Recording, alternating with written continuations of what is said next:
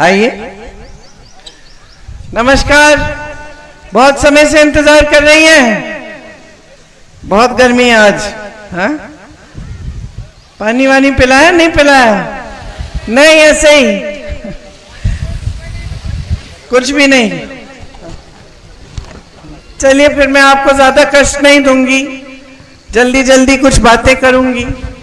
कुछ देश के बारे में बातें हैं और कुछ अमेठी क्षेत्र के बारे में। मंच पर आसीन सभी नेतागण, सभी पदाधिकारी, हमारे प्यारे और निष्ठावान साथी श्री जय सिंह जी, श्री किशोरीलाल शर्मा जी, जिन्होंने 40 सालों के लिए यहाँ अमेठी और रायबरेली क्षेत्र में आपकी सेवा की, सबका इस सभा में बहुत बहुत स्वागत है। देखिए, मैंने आपसे कहा कि देश के बारे में और आपके क्षेत्र के बारे में कुछ बातें करनी है। तो सबसे पहले मैं ये कहना चाहूंगी कि यहाँ पे अमेठी क्षेत्र में आपने एक राजनीतिक सभ्यता स्थापित की, आपने ही की। ये आपकी जागरूकता थी कि बार बार आपने मेरे पिताजी, मेरी माताजी को जिताया, और इस किसी आधार पर नहीं जिताया। जिस आधार पर आपने जिताया वो यही था कि यहाँ पे आपके लिए उन्होंने निष्ठा से सेवा की। आपने देखा कि पिताजी के कार्यकाल में अमेठी कितना बदला। मैं जब बच्ची थी, यहाँ आती थी तो मुझे ऊसर जमीन दिखती थी, सारे खेत सफेद होते थे। कोई बुजुर्ग है तो उनको याद होगा, अब मैं खुद बुजुर्ग हो गई हूं। 10 साल की थी तब पहली बार आई थी। तो मैंने जब सफेद जमीन देखी तो मैंने पिताजी से पूछा कि ये जमीन सफेद क्यों है, मैंने तो कभी देखी नहीं थी ऐसी। तो हम कहने लगे कि इसमें नमक बहुत होती है, ये उपजाऊ जमीन नहीं है, इसमें कुछ उगता नहीं है। वो तब की स्थिति थी। और आज जहां जहां जाएं आपको अमेठी में हरियाली दिखती है। तो जो नौजवान हैं उनको ये बात मालूम नहीं है कि यहाँ ऊसर सुधार की कितनी बड़ी योजना मेरे पिताजी लाए थे। 2 योजनाएं लाए थे, एक ऊसर सुधार के लिए और एक सिंचाई के लिए। उस समय जब वो गांव में जाते थे, किशोरी भाई साहब बता रहे थे कि किसानों से बात करते थे तो किसान कहते थे कि उपज इतनी है कि हम 7-8 महीनों के लिए अपने परिवार को खिला सकते हैं, उसके बाद खत्म हो जाता है, हमको खरीदना पड़ता है। तो पिताजी के मन में ये था कि यहाँ पे अगर सिंचाई अच्छी तरह से आ जाए और जमीन उपजाऊ बन जाए तो बहुत फायदा होगा किसानों का। तो सबसे पहले काम तो उन्होंने यही किए। उसके बाद उन्होंने विकास के कार्य किए, बड़े बड़े उद्योग खुलवाए, यहाँ BHEL, HAL, बड़ा अस्पताल खुलवाया, संजय गांधी अस्पताल, और ऐसे तमाम काम किए। आज जो सड़कें अमेठी को बाकी देश से जोड़ती हैं, जो बड़ी बड़ी हाईवे हैं, ये भी सोनिया जी के कार्यकाल में बनी और राहुल जी के कार्यकाल में बनी। तो यहाँ पे जितना विकास हुआ, आपने देखा कि अगर निष्ठा से कोई काम करता है, नियत सही होती है तो नीति भी सही होती है, विकास अच्छी तरह से होता है। और आपने यहाँ स्थापना की थी इस राजनीति की कि यहाँ बड़े से बड़े पद पर आसीन देश के प्रधानमंत्री आ सकते थे। बहनों, आपके गांव जब आते थे आपसे अच्छी खासी डांट खाते थे। ये स्थापित किया आपने राजनीति कि नेता जवाबदेह बना आपके प्रति, चाहे प्रधानमंत्री ही हो। अगर आपके यहाँ आते थे तो बगैर घबराए आप बोल देते थे कि देखिए मेरे बिजली का खंभा आपने लगवा लिया है, इसमें तार नहीं लगा है, इस बार वोट नहीं देंगे। मजाक से भी प्यार करते थे बहुत, लेकिन जब डांट लगानी थी तो डांट भी लगाते थे। पैदल घूमे हैं, देखिए पैदल घूमे हैं, खुद गाड़ी चला के घूमते थे, चाहे वो हो, चाहे सोनिया जी मेरी माता जी हो या उनके बाद राहुल जी हो। हम सब ने भी अपनी राजनीतिक सभ्यता आप ही से सीखी, क्योंकि आपने पिताजी को दिशा दिखाई। हमेशा जब कुछ अच्छा नहीं लगा तो डांट दिया, कुछ अच्छा लगा तो प्यार भी कर दिया, प्यार से मिले जुले। तो ये एक सभ्यता, एक जो श्रद्धा रही आपके बीच और उनके बीच। एक तरफा नहीं था ये नहीं था कि आप श्रद्धा कर रहे हैं लेकिन आपकी श्रद्धा नहीं हो रही है। तो ये जो यहाँ की जो सभ्यता है राजनीतिक और यहाँ की जो पुरानी परंपरा है जो आप ही ने स्थापित की यहाँ और रायबरेली में, दोनों जगह, ये इस देश की पुरानी राजनीतिक परंपरा होती थी। महात्मा गांधी जी भी पैदल आपके बीच आए, चले, और जब आंदोलन किया उन्होंने तो हमारे धर्म के आधार पर, हिंदू धर्म ने जो सिखाया था कि सत्य के पथ पर चलो, सत्यमेव जयते, उनका नारा था। और आप ही ने देखा, जो बुजुर्ग हैं यहाँ, जो आपके पूर्वज हैं, वो सब जानते हैं कि किस तरह से इतने बड़े साम्राज्य को उन्होंने झुकाया सिर्फ सत्य और अहिंसा के बल पर। हाँ? जमीन दी किसानों को आजादी के बाद, फिर इंदिरा जी ने भी पट्टे दिलवाए।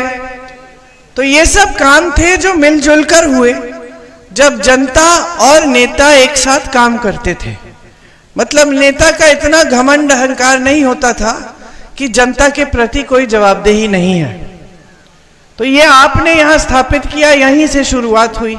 और बड़े बड़े आंदोलन जो देश में हुए 100 साल पहले तक के, किसानों ने जो आंदोलन किए वो भी यहीं से शुरू हुए।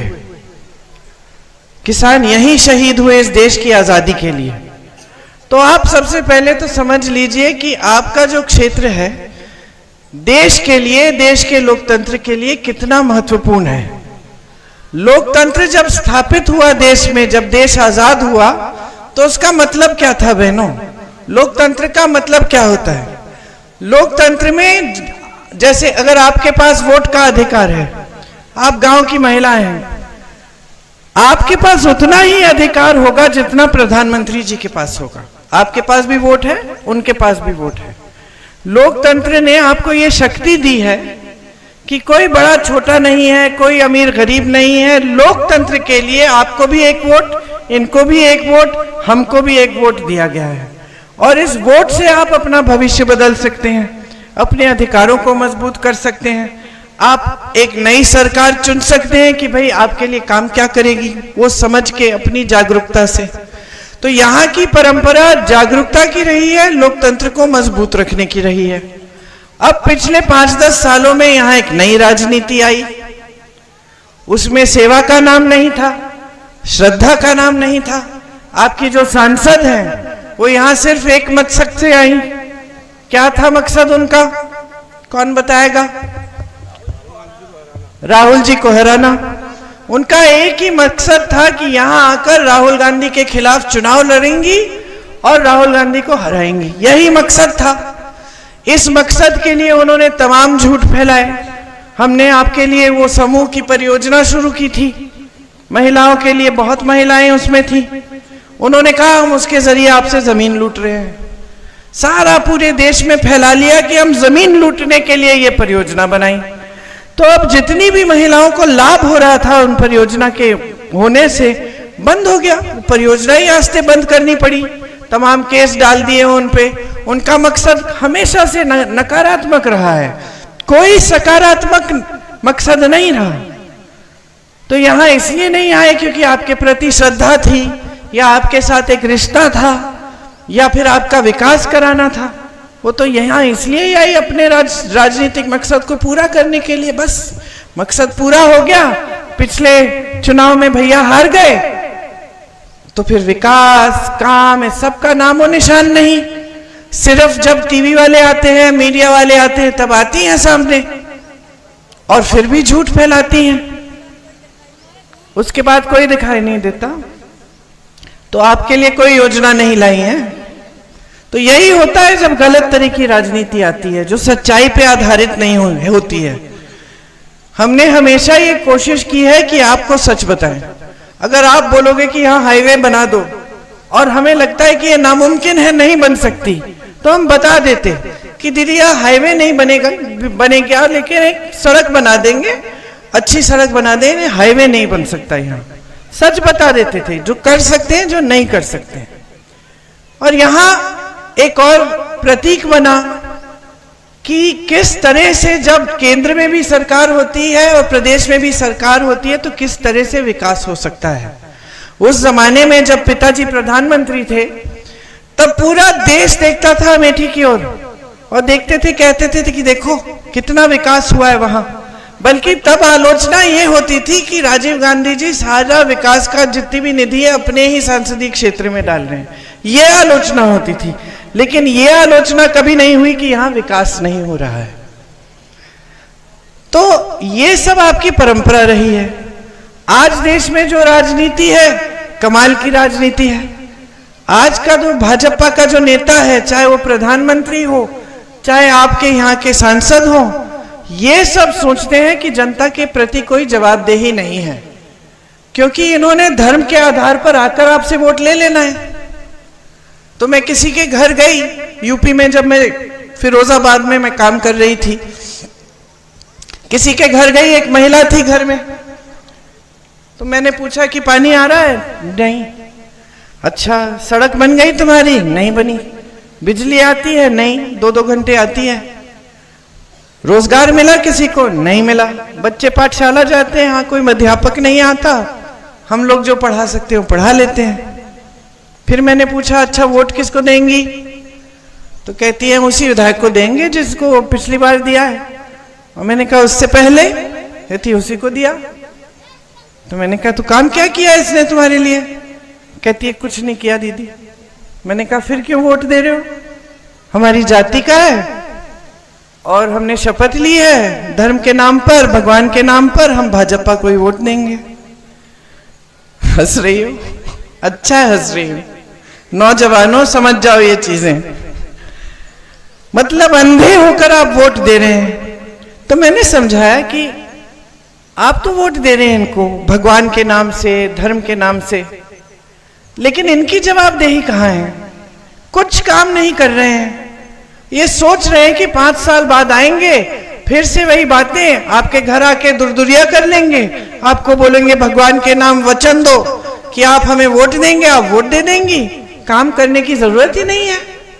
तो आपने जब इस राजनीति को उभरने दिया तो जनता के प्रति जवाबदेही खत्म कर दी है। लगभग 10 सालों में प्रधानमंत्री जी तक के व्यक्ति जो इस देश का सबसे बड़ा पद संभाले हैं, वो भी इतना आदर नहीं करते हैं इस देश की जनता का कि अगर चुनाव में आए हैं प्रचार करने के लिए, वोट मांगने के लिए, तो कम से कम जनता को इतना बता दें कि 10 सालों में किया क्या है आपके लिए।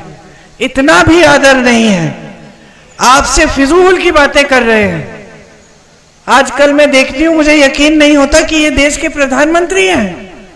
कभी कह रहे हैं कि सावधान रहो, अब और हंसोगी सावधान रहो, कांग्रेस पार्टी वाले एक्सरे की मशीन लाएंगे तुम्हारे घरों में और वो एक्सरे की मशीन तुम्हारे मंगलसूत्र, तुम्हारे गहने को खोज लेगी और कांग्रेस वाले उसको चुरा के किसी और को दे देंगे। ये बात कह रहे हैं। कोई कम नहीं, हमारे देश के प्रधानमंत्री कह रहे हैं। एक जगह तो गुजरात में उन्होंने कहा कि अगर तुम्हारी 2 गाड़ियां हैं, एक गाड़ी चोरी हो जाएगी, और अगर 2 घर हैं तो ये कांग्रेस वाले एक घर ले लेंगे, और अगर 2 भैंस हैं तो एक भैंस चोरी करके कांग्रेस वाले ले जाएंगे। ये बातें हमारे प्रधानमंत्री कर रहे हैं। अब हम लोग, तुमसे छोटी थी मैं, जब मेरे पिताजी ने मुझे भेजा यहाँ प्रचार करने के लिए, तो मैंने पिताजी से पूछा कि भाई क्या कहूं मैं जनता को? तो उन्होंने किसी भैंस की बात नहीं की।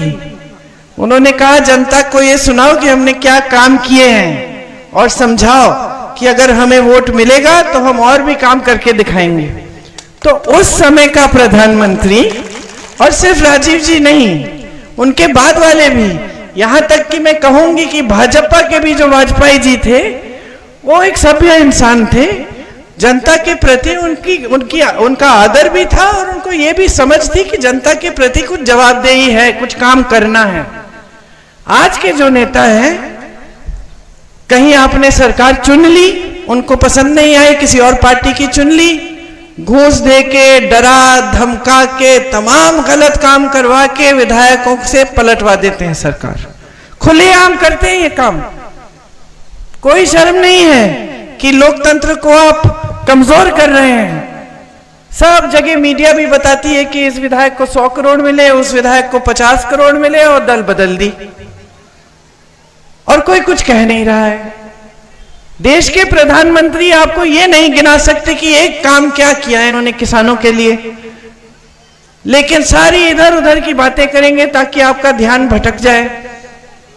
कहते हैं कि मोदी जी अकेले हैं, भ्रष्टाचार के खिलाफ अकेले काम कर रहे हैं, इसीलिए सारे उनके पीछे पड़े हुए हैं। और सबसे बड़ी भ्रष्टाचार की स्कीम तो उन्होंने ही निकाली है। पहले नेता भ्रष्टाचार अगर करता भी तो छुप छुप के करता, इन्होंने तो स्कीम बना दी सरकारी इलेक्टोरल बॉन्ड कि जो जो चंदा देगा उसका नाम गुप्त होना चाहिए। तो जितने भी गलत काम है जो नहीं होने चाहिए वो तो हो रहे हैं।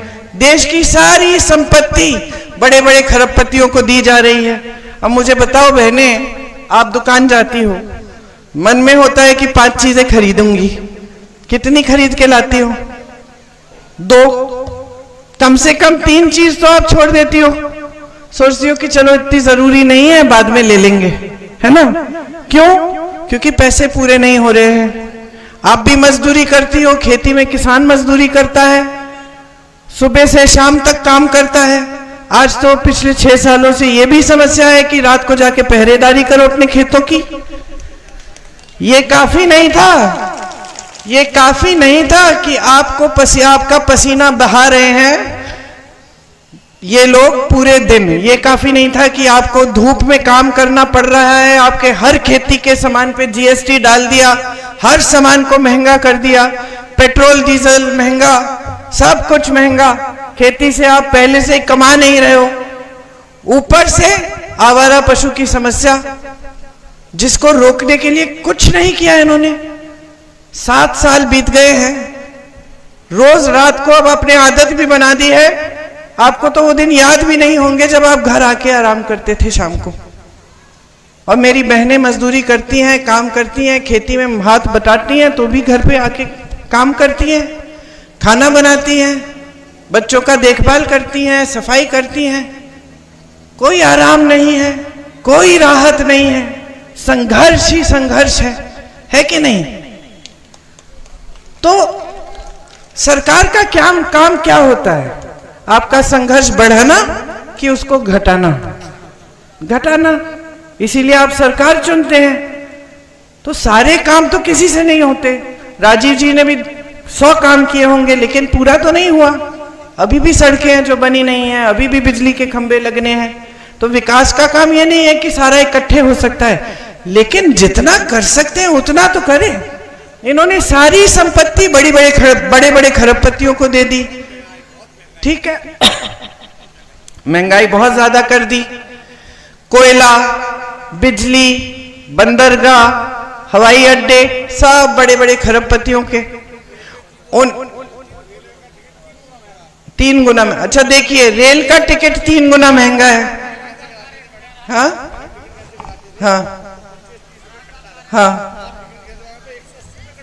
अच्छा।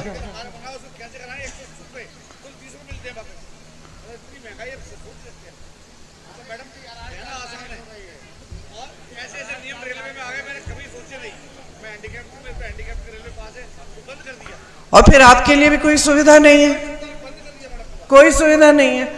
मतलब जो गरीब है, जो मिडिल क्लास का है, उसके लिए कोई नीति, कोई योजना नहीं है।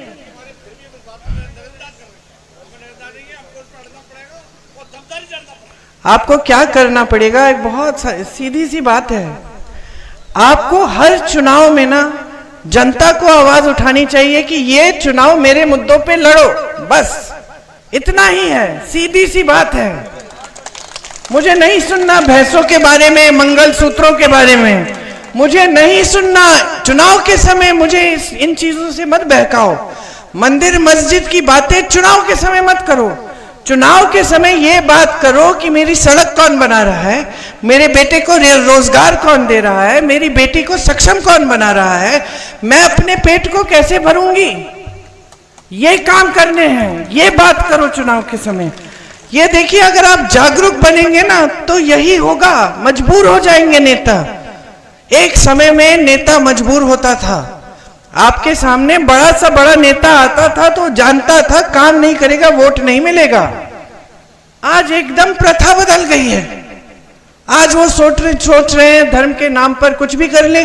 सारे खरबपतियों को सारी संपत्ति दे दी, कर्ज माफ हो रहे हैं उनके, 16 लाख करोड़ रुपए कर्ज माफ हो गए उनके पास पहले से हजारों करोड़ हैं। और यहाँ उत्तर प्रदेश में किसान आत्महत्या कर रहा है क्योंकि 1 लाख का कर्ज लेता है, 50,000 का कर्ज लेता है, चुका नहीं पा रहा है, खेती से कमा नहीं पा रहा है, खाद मिल नहीं रही है, कुछ खरीद नहीं पा रहा है, अपने बच्चों को भूखा रख रहा है। आज छोटे से छोटे गांव में, दूर दराज इलाकों में आज छोटा सा छोटा गरीब परिवार अपने बच्चों को शिक्षित करना चाहता है। आज वो जमाना नहीं है भाई साहब कि बच्चा बड़ा हुआ और उसको भेज दिया खेती में मजदूरी करने, नहीं है वो जमाना। आज जमाना ये है कि आप कर्ज लेंगे, आप मेहनत करेंगे, खून पसीना बहाएंगे, कुछ भी जुगाड़ करेंगे, लेकिन बच्चों को शिक्षित करेंगे ताकि बच्चा बड़े होकर रोजगार ले। और स्थिति क्या है, 70 करोड़ बेरोजगार जनता घूम रही है देश में, 30 लाख पद खाली पड़े हैं। मोदी जी की सरकार में 30 लाख पद खाली हैं, तो 2 ना पद, जनता खाली है, पढ़ी लिखी जनता है, सबने पढ़ा है, 2 मिनट, सबने पढ़ा है और आप रोजगार नहीं दे रहे। जिसका रोजगार है उसका भी आपने, उसकी भी मुसीबतें बढ़ा दी हैं। जहां सेना में रोजगार मिलता था, लोग दौड़ लगाते थे, बच्चे, मैं देखती थी 3-4 बजे सुबह तक। मैं जब काम कर रही थी यहाँ 2-3 साल पहले, तो हर गांव में सब दौड़ लगाते थे, परिश्रम करते थे सेना में भर्ती करने के लिए। क्या हुआ, मोदी जी अग्निवीर की स्कीम ले आए कि 4 साल सेना में काम करो, घर जाओ वापस, बेरोजगार हो जाओ, फिर से शहीद हो गए देश के लिए, तो शहीद का दर्जा ही नहीं मिलेगा, पेंशन ही नहीं मिलेगा शहीद का। पुरानी पेंशन मिलती थी अधिकारियों को, आज पूछिए वो भी सुरक्षा नहीं है। जीवन भर काम करेंगे, पुराना पेंशन नहीं मिलेगा, कोई नया पेंशन बना दिया है। तो आपके लिए ना सुरक्षा है, ना कोई योजना है आपको आगे बढ़ाने के लिए, तमाम बेरोजगार है। और सारी संपत्ति, सारी नीतियां बड़े बड़े उद्योगपति के लिए बन रही हैं। ऊपर से जो टीवी के चैनल हैं, जो मीडिया है, जो आपको दिखाती है सुनहरे सपने, वो भी सभी बड़े खरबपतियों ने खरीद रखे हैं। तो आपको तो वही दिखाएंगे जो मोदी जी चाहेंगे, इनकी साठगांठ है। तो सच्चाई क्या है, कौन बताएगा? सच्चाई क्या है? सच्चाई वो है जो आपको दिखाया जा रहा है, जो मोदी जी बड़े बड़े मंचों पे कह रहे हैं कि देश बड़ा आगे चल रहा है, अब अर्थव्यवस्था बहुत मजबूत हो गई है। 10 सालों में इतना काम नहीं हुआ जितना 70 सालों में हुआ था। मतलब उसका उल्टा, कि 10 सालों में इतना काम हुआ है कि 70 सालों में कांग्रेस ने कुछ नहीं किया, उससे ज्यादा काम हमने 10 सालों में कर लिया। ये बताया जाता है आपको। सही कह रहे हैं कि जो 70 सालों में जो जो खड़ा किया था वो तो सारा इन्होंने बेच दिया। अगर 70 सालों में कुछ बना नहीं होता तो बेचते क्या, देते कैसे अपने मित्रों को? सही बात है। और कई जगह जो काम हमने कम से कम आपके क्षेत्र में जो शुरू किए वो बंद भी करा दिए। यहाँ भैया फूड पार्क लाने वाले थे, उसकी शुरुआत भी हो गई थी, उसको बंद कर दिया। उससे किसानों का कितना लाभ होता। एम्स खुला रायबरेली में, उसको भी ठंडे बस्ते में डाल दिया। उसका बड़ा होना चाहिए था, उसका छोटा सा खोल के छोड़ दिया है। तो सच्चाई ये है, आपका संघर्ष है, सच्चाई आपका जीवन है, और कोई सच्चाई नहीं है इस देश में। सच्चाई इस देश का किसान है जो रोज खून पसीना अपना बहा रहा है, मेहनत कर रहा है, लेकिन उसकी कमाई नहीं हो रही है। सच्चाई मेरी बहनें हैं जो कुछ भी कर ले महंगाई का सामना नहीं कर पा रही हैं, रो रही हैं।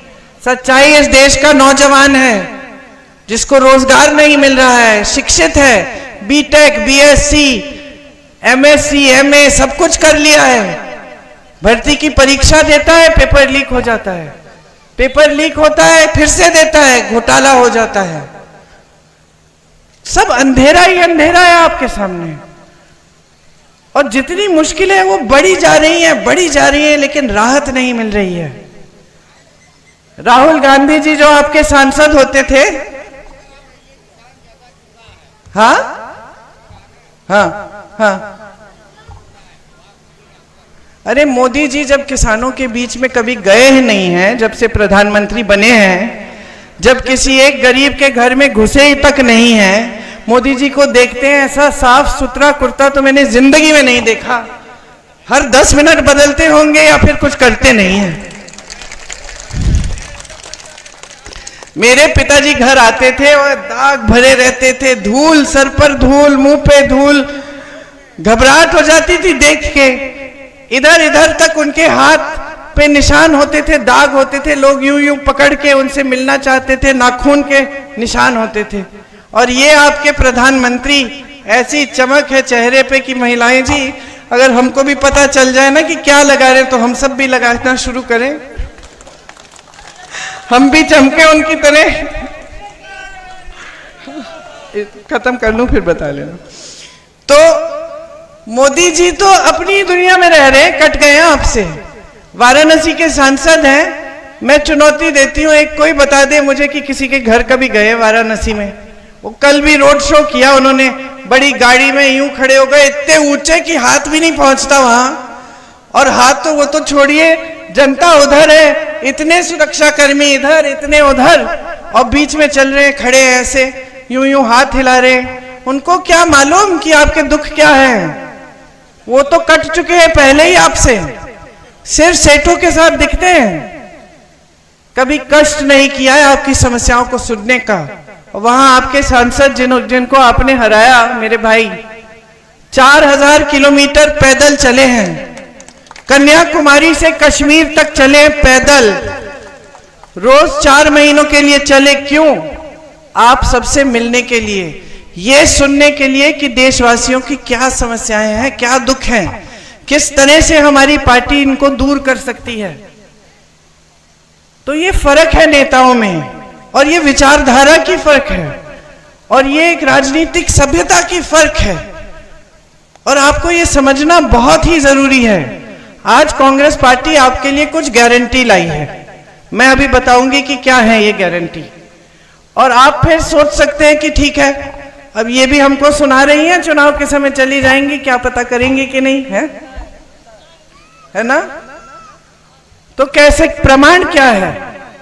हमारी प्रदेश सरकारों ने ये काम किए हैं। जैसे हम कह रहे हैं हमारी केंद्र में इस चुनाव में सरकार आएगी तो हम 25 लाख का स्वास्थ्य बीमा सब गरीब परिवारों को देंगे।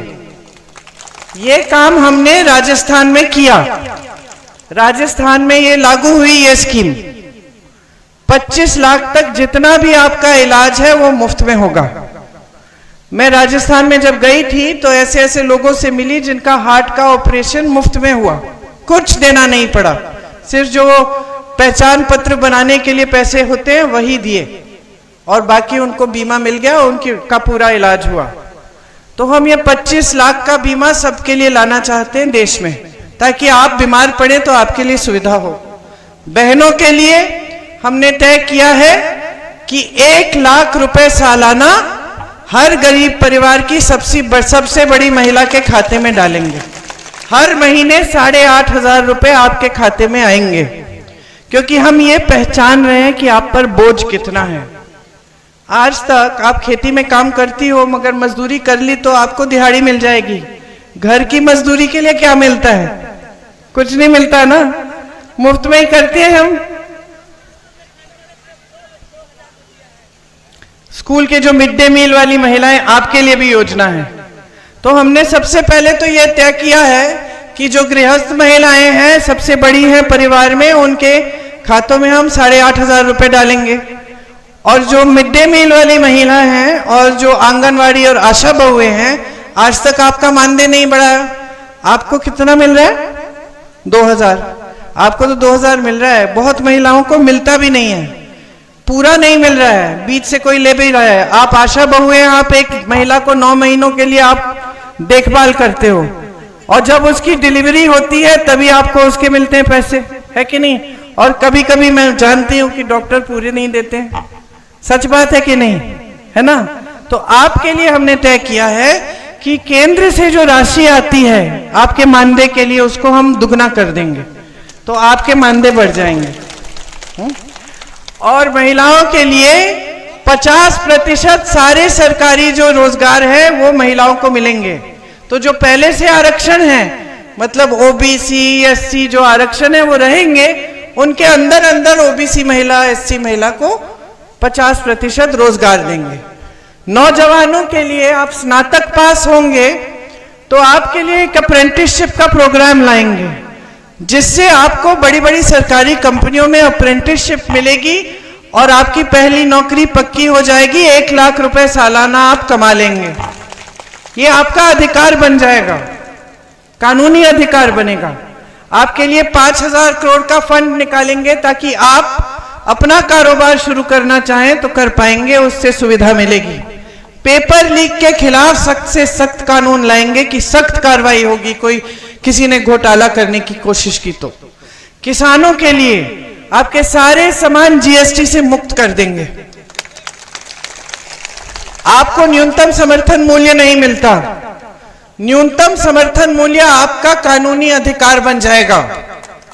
और आपके कर्ज माफ होंगे। कर्ज माफी के लिए एक स्थायी आयोग बनेगा, जिससे जब जब आप संकट में हैं आप मदद मांग सकते हैं।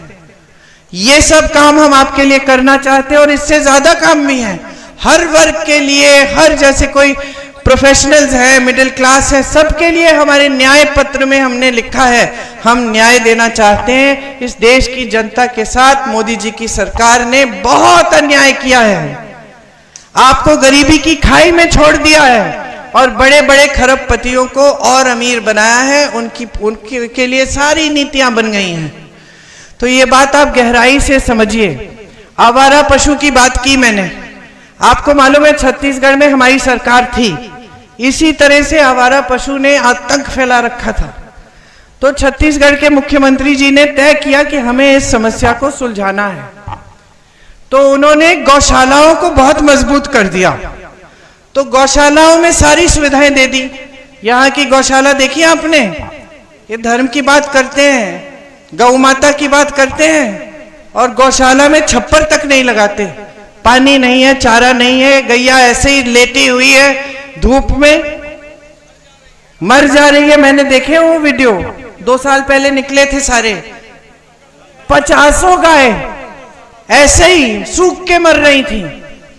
कोई कुत्ते खा रहे थे उनके घाव, बुलडोजर से उनको दफनाया जा रहा था। वहां छत्तीसगढ़ में हमने अच्छी अच्छी गौशालाएं बनाई, उसमें महिलाओं को रोजगार दिया ताकि जो दूध मिल रहा था वो गांव तक पहुंच पाए।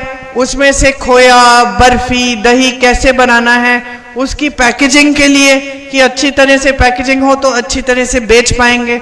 ऐसी महिलाओं से मिली जिनका 60-70 हजार रुपए की कमाई हो गई थी गौशाला से। और एक और बात की हमारी सरकार ने, सुन लो कितनी अच्छी बात है, कि उन्होंने कहा कि हम गोबर खरीदेंगे। तो गोबर खरीदने से क्या हुआ कि जनता ने कहा अच्छा गोबर खरीद रही है सरकार, तो चलो हम पशु रख लेते हैं घर पे, हमारी आमदनी हो जाएगी। गोबर खरीद के सरकार ने गोबर गैस बना के आपके घरों में भेजा, तो सब खुश, आवारा पशु भी खुश, उसको खाने को मिल रहा था, उसकी देखभाल हो रही थी। आप खुश हो गए क्योंकि आपके गांव तक दूध भी पहुंच रहा है, गैस भी पहुंच रही है, रोजगार भी मिल रहा है बहनों को। आज कर्नाटका में कांग्रेस की सरकार है, वहां सारी बहनें फ्री में बस में यात्रा करती हैं, ऐसे घूम रही हैं कि पहले कभी नहीं घूमी, तीर्थ यात्रा कर रही हैं, अपने मायके जा रही हैं, रिश्तेदारों से मिलने जा रही हैं, हमने फ्री कर दिया सारा। आज कर्नाटका तेलंगाना में जिस तरह से हम स्कीम पूरे देश में लाना चाहते हैं कि आपके खातों में 8,500 रुपए डालेंगे, वहां अभी पहले से ही 2,000 रुपए जा रहे हैं हर बड़ी महिला के घर। तो प्रमाण है कि हमने काम करके दिखाया है। आप यहां तो जानते ही हैं, तो सिर्फ आपसे एक आग्रह है, पिताजी की कर्म भूमि है, उनके प्रति दिल में मेरे बहुत श्रद्धा है। आपके प्रति श्रद्धा है, क्योंकि आप वही जनता है जिन्होंने हमारी पूरी परिवार को आगे बढ़ाया, हमें सब कुछ दिया। तो एक ही आग्रह है कि जब आप अपना वोट डालोगे ना, तो जागरूकता और विवेक से डालो।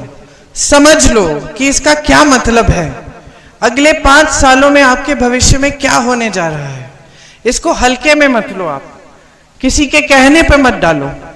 आपको हम बता रहे हैं कि कांग्रेस पार्टी ने ये सब काम किए हैं, किसी से पता कर लो, कोई जान पहचान है, यहां से पलायन करके तमाम लोग गए हैं, पूछो कि ये सच है, प्रमाण लो और फिर अपना वोट डालो। अपना वोट अपने भविष्य को मजबूत करने का होता है, अपने लोकतंत्र, अपने संविधान को मजबूत करने का होता है। इससे आप ही का भविष्य बनेगा। नेताओं को कोई परवाह नहीं है, ज्यादातर नेता बना देते हो तो भूल जाता है। तो जवाबदेही तो आपको लानी है, समझ लीजिए आप इस बात को। अब यहां किशोरीलाल शर्मा जी आपके प्रत्याशी हैं, आइए आगे। इनको 40 सालों से इन्होंने सेवा ही की है अमेठी की। गांव गांव को जानते हैं, आप किसी भी सड़क पे ले जाओ बता देंगे कि कब बनी, किसने बनाई, कहां पे टूटी थी, किधर मरम्मत हुई और कहां पे अभी फिर भी ठीक करनी है। किसी की भी समस्या हो हम इनको पकड़ाते थे, आप दरख्वास्त देते थे, हम दरख्वास्त इनको देते थे, बोलते थे जाइए जांच करिए और यहाँ पे समस्या हल करिए। तो समस्या हल कैसे करनी है वो भी जानते हैं, आपके बीच घुल मिलते हैं, आपको अच्छी तरह से पहचानते हैं, तो आपकी समस्याओं को भी समझते हैं। और फिर इन्होंने हमारे जैसे राजनीति के बारे में हमारे पिताजी से सीखा। एक सभ्यता रही है हम सबकी कि हम आपकी श्रद्धा करते हैं और इनकी भी है। तो इनको भारी से भारी बहुमत से जिताइए। यहां से एक बार फिर वही पुरानी राजनीति जो सच्चाई की राजनीति थी, सेवा की राजनीति थी, वही वापस लाइए और अपनी खुद की तरक्की करिए। यही कहना चाह रही थी। आप कुछ कहना चाह रही हो ना?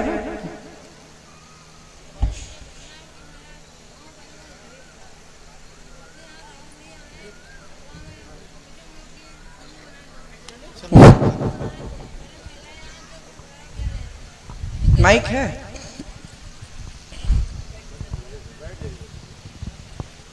महिला गरीब थी तो वो लोग बहुत परेशान थे। साहूकार 10-10 हजार पैसा लेते थे। वो दिन में फारिश पड़ी है, पहले ठीक थी मैं, फिर महिलाओं ने समूह बना लिया। मैंने बाद गांव में हम लोग में पता गए थे कोषाध्यक्ष हमारे शेराली ग्राम संगठन। आप कोषाध्यक्ष थी? जी दीदी, हमारे ग्राम में अच्छा चलता था। जब बहन पैसा लेना होता था वो मेरे पास आते थे कि दीदी पैसा निकला था, हम देते सबको देते पैसा, देवा जाए काम करके वो लोग वापस करते हैं। वो जमा करते हैं, हम लोग को जमा करने से पैसा, तो बहनों ने लिया, घर बनाया, पढ़ाया, अपना काम बढ़ाया अच्छे से। दीदी सब होते काम अच्छा चला। सारी बहनों ने इतनी अच्छी मदद किया कि राहुल भैया को हम जिता के आगे बढ़ाएंगे। सब बहनों ने, मेरे पूरे गाँव बहनों ने जिताया, आगे बढ़ाया। और वहाँ कोई नहीं वो परियोजना का कार्यक्रम जो था ना, वो आपको मालूम है कैसे शुरू हुआ? जी जी मालूम है पूरा। मैं हैदराबाद गई हूँ। अच्छा जी मैं गई हूँ, मैंने पूरे प्रदेश में काम यहाँ किया है। हाँ। जौनपुर बहुत दूर गई मैं। तो उस समय सुविधा होती थी। हाँ मैं लेकिन क्योंकि इन्होंने इतना बड़ा आक्रमण किया इस पे। हाँ दीदी। और इन्होंने कहा कि हम जमीन चुरा रहे थे और पता नहीं क्या क्या। मेरे ग्राम संगठन पैसा बंद कर दिया। तो इसको बंद करना पड़ा। बंद कर दिया, पैसा भी नहीं मिला। वो मैंने जानती थी। कोशिश करते हैं, देखते हैं, कोशिश करते हैं ऐसा कुछ दोबारा शुरू करने का। ऐसा अच्छा है, आगे बढ़े। छुट्टी पाए।